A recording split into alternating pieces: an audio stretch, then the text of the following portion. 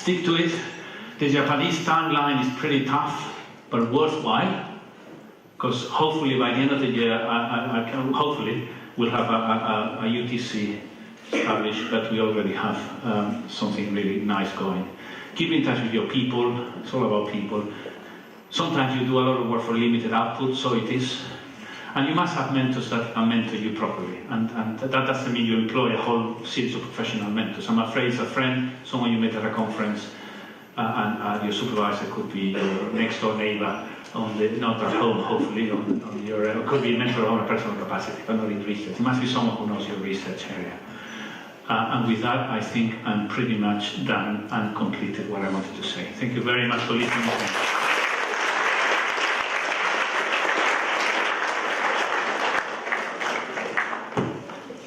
Right, thank you once again, Professor Ricardo Martinez Botas, for the inspiring talk. And ladies and gentlemen, we will now open the floor for question and answer session. So, ladies and gentlemen, I most welcome to ask the question regarding the public lecture, and please proceed to the nearest mic and introduce yourself, name and department, and please make the question as short as possible. All right? Okay. Please, anyone? Thank you so much, Professor, for the valuable information. I came from the industry. I have about 25 years experience in the industry. And the only collaboration usually with the academic is about problem solving. As you, especially if you work in a production facility where you produce 24/7, and you cannot afford missing an hour in production. And sometimes what we need from researchers is to solve the problem yesterday, not tomorrow. So how can this collaboration would be? That collaboration is something you can do for sure as an academic, but it does rely on having a large background. So the problem I have with that kind of collaboration is that they need to believe you can solve it, and then they give you a short-term contract. I call that consultancy. So I think if it's big enough, if the company is big enough, they invest in you and you solve the problem in 2 years, with the hope that that problem solution is really key to them. But often what you explain to me is not like that. They need it tomorrow. But I'm afraid you cannot do it tomorrow unless you already have a large background. And that's my answer to you. But you have industrial experience. I said how fundamental it is. You bring with you a wealth of knowledge. Somehow you've got to turn that around to make it useful. And it's not about publishing papers. What we're talking about right now is not about publishing papers. Thank you. I hope I answered at least superficially.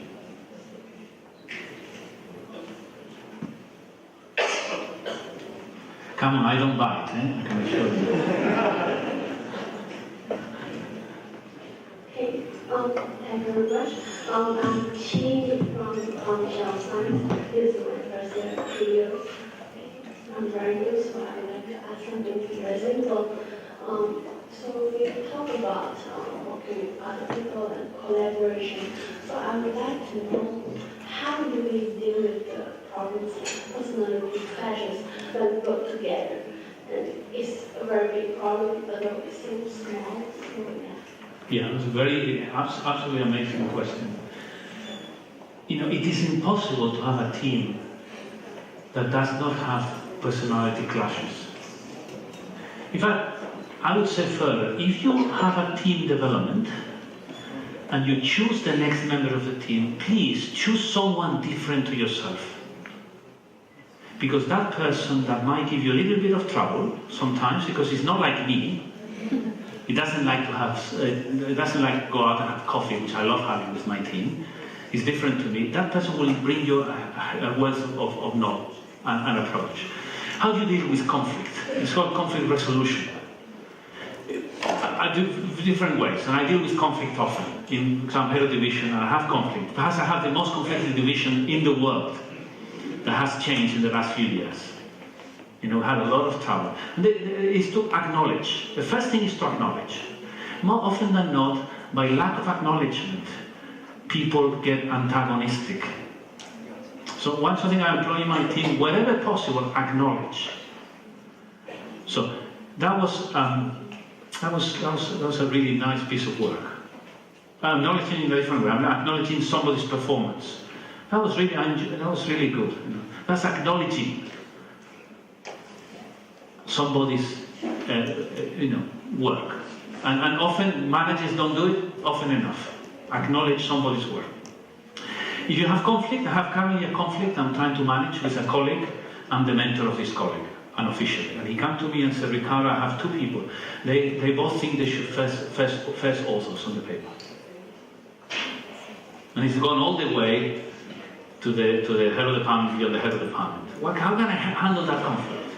At times, it's not possible to resolve it in an amicable manner. Sometimes you just have to bring the two with a mediator and mediate. And I'm afraid that's what we've done. We've got a mediator to mediate. And you don't want to be near that conflict. But it happens. And it's happened to me at least on a handful of cases. And you mediate, but hopefully it never gets to that. Right? So acknowledgement of the other person, acknowledgement of what they are, and never hide the conflict under the table, because it will surface at the worst possible time. Get a mentor that can mentor and mediate informally, hopefully. And if not needed, you need a formal mediation.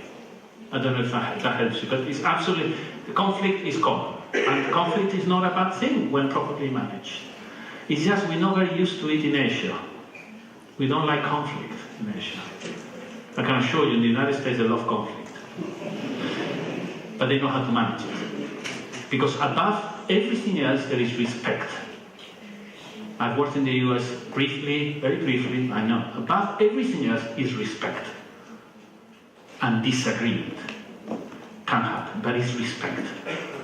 And that usually wins the day. I don't know if I help you, because I need a whole hour to tell you about conflict resolution. I don't know anything about it. More questions? Yes. Hello. Good afternoon. Thank you for your lectures.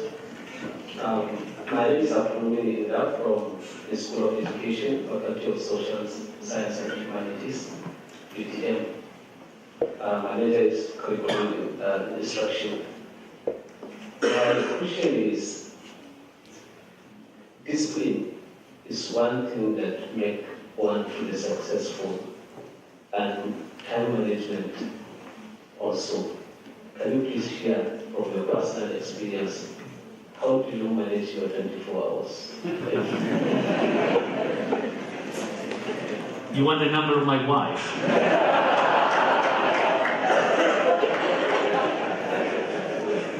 It's a really good question. And you know what? When I came to this country, when did I come first time? 2008. That's long. That's very recent. 2008.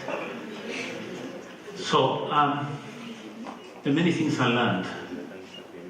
And one thing I learned is the care of your family is high up in your agenda. And I learned from that. So your personal life, if you don't care for it now, it will get back to you later. So that's coming from somebody who's very busy. So one thing is that your personal life, everybody's different, and you have to manage that. When Professor Whitelaw, I got married, and he was my mentor, and a very tough man, a very difficult man, but a very good friend of mine. He said, Ricardo, you're getting married, I'm not going to your wedding. Okay, I want to go, no, I'm not going to your wedding. But from now on, if you don't look after your wife, I will fire you. He never looked after his wife very much, he's always away, but never mind. She loved him and he loved him. Not her. No, I got it in a serious manner. I think you probably have to prioritize and decide in your priority list what are the things that are most important.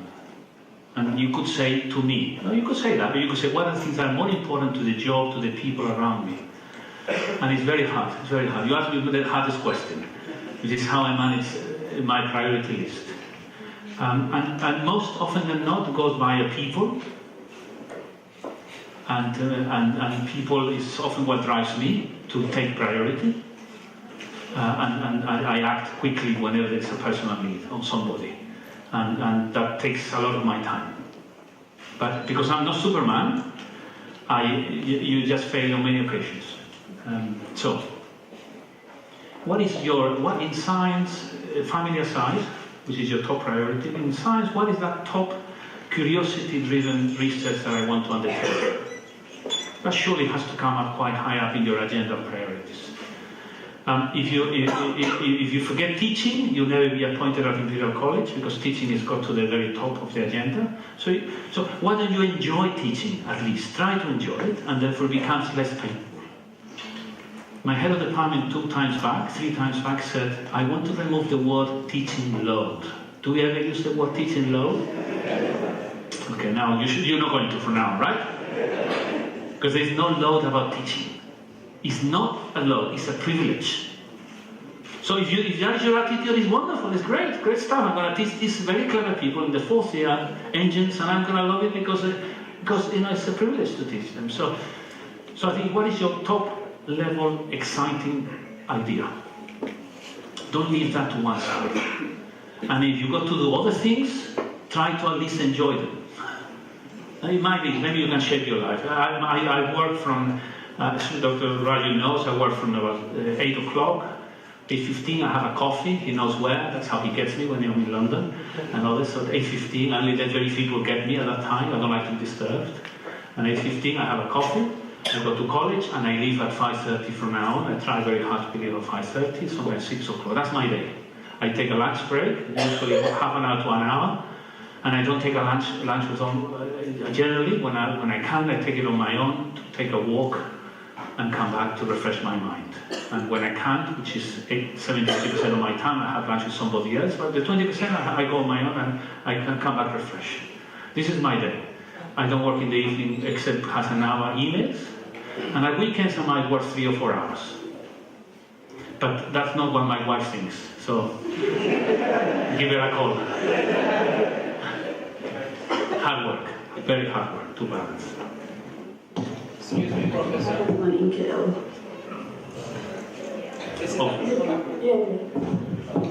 Yes, KL, please proceed. Hi, Prof. I'm Susanna from Razak Faculty of Technology and Informatics. I'm also from the Center of SDI Policy. Thank you, Prof, for your valuable knowledge. I just want to, maybe if you can share how we can apply whatever that you have shared with us to the social science, especially for the policy. As you know, policy includes many stakeholders, many factors to get our research impactful. Maybe Prof can share with us? Yes, so how do you impact policy? So in the social sciences, I'm not so good at thinking about how can I use my research in that sphere. How do you influence policy? Well, I've been very lucky in a way to influence policy, because I'm currently a member of the advisory board of the government and transport, and that's been an incredible opportunity. And so I can't help you. I can only say that after you have sufficient reputation and knowledge, they might call upon you to give advice. That I can say with honesty, and it's been incredibly exciting to believe that people listen to you, ministers and so on. They somehow they think that you're telling them something interesting. So I think influencing policy is fundamental. There's no question.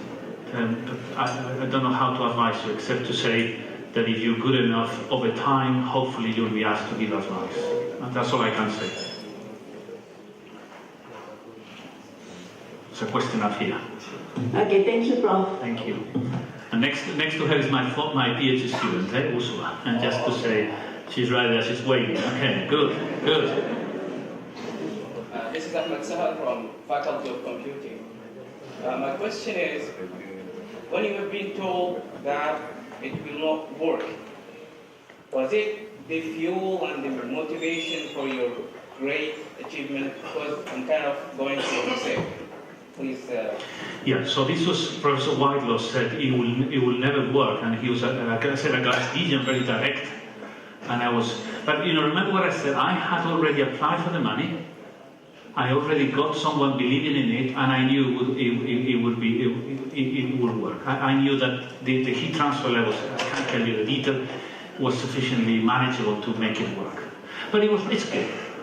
Was I disappointed? I mean, I took his advice with a pinch of salt, we say in English, and I applied a pinch of salt, and then I did what I wanted. And what I wanted, it worked. If he said to me, Ricardo, stop it. Why are you wasting your time? You're a waste of time. Come, get out of my office. I'll be really disappointed. I'll be, oh God, he's right. But that was not the case. He said, okay, you got the money, go and try. But it never worked. Right?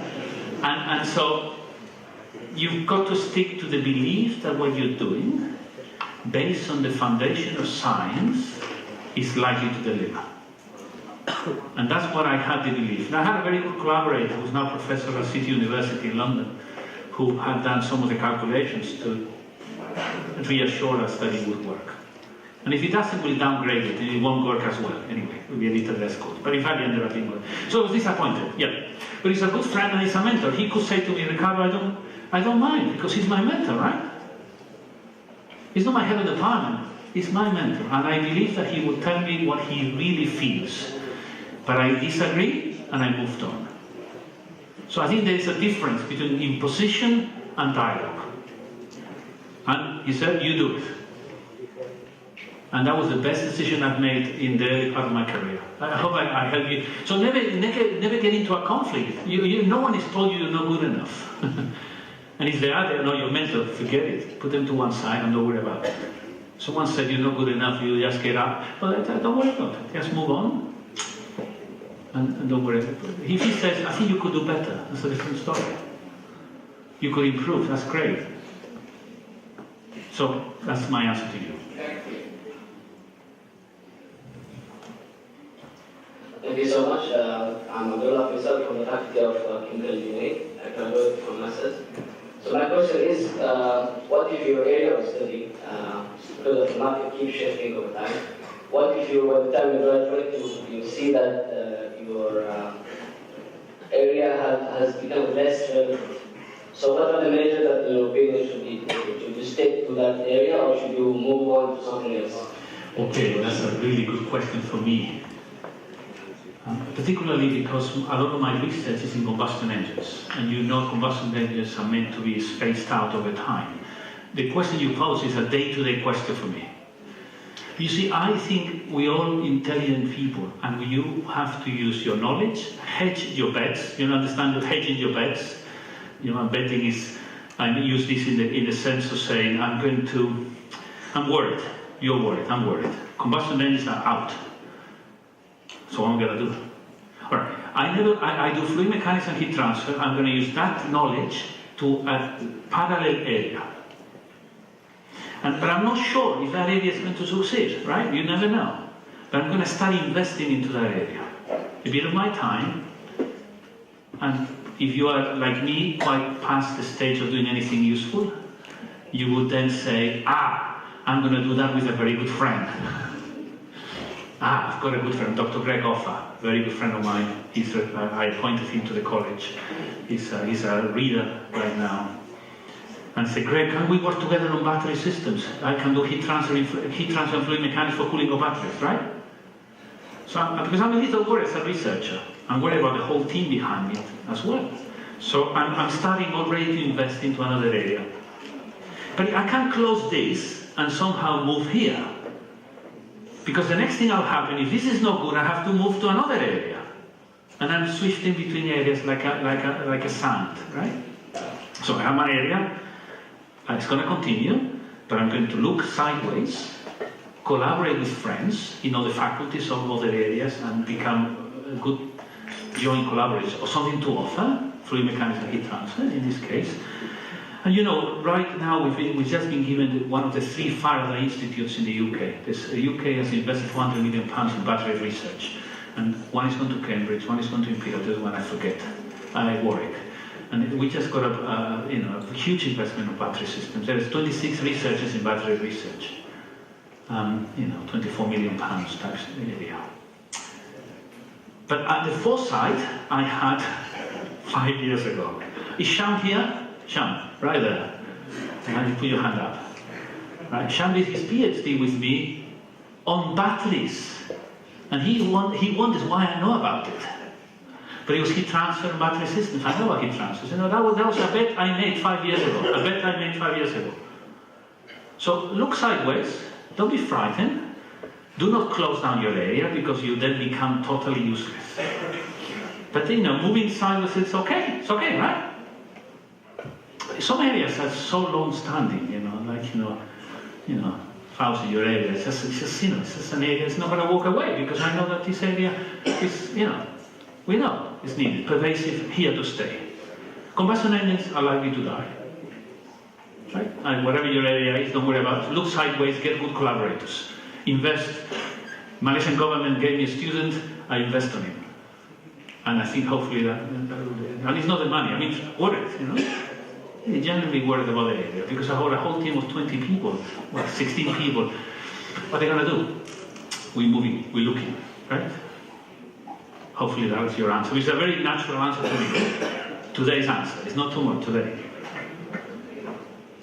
Okay, maybe one last question from the floor. Got a question here.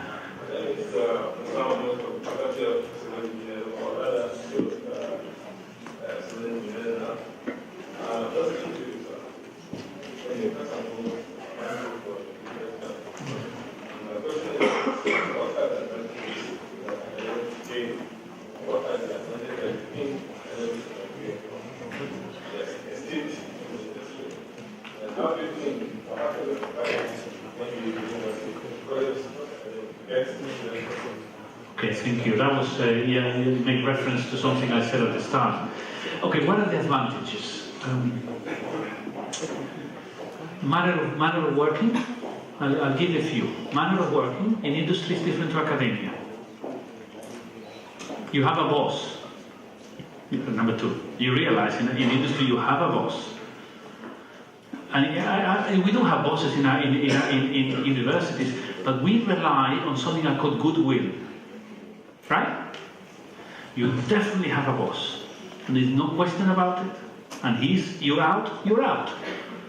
Okay? So, I think for us, that is a time and your time constraint and clocking your time, all of that is again an academic. The main thing you learn from being in industry is learn about their problems. So when you work in industry, say you got a stage in Dyson, let's call Dyson. It's not my cup of tea today, but Dyson. And you work in that, you learn what the problems are, right? And that is an immense knowledge for you. So I think knowledge acquisition. Then you can go out and you can go back to university and keep working with them. I think we should all have a stake in industry, but it has to be well managed and useful. What is the worst thing you can do is to have a useless time in industry because it's not well managed. I'd rather have only 20% around this room than 80% bad industry placements.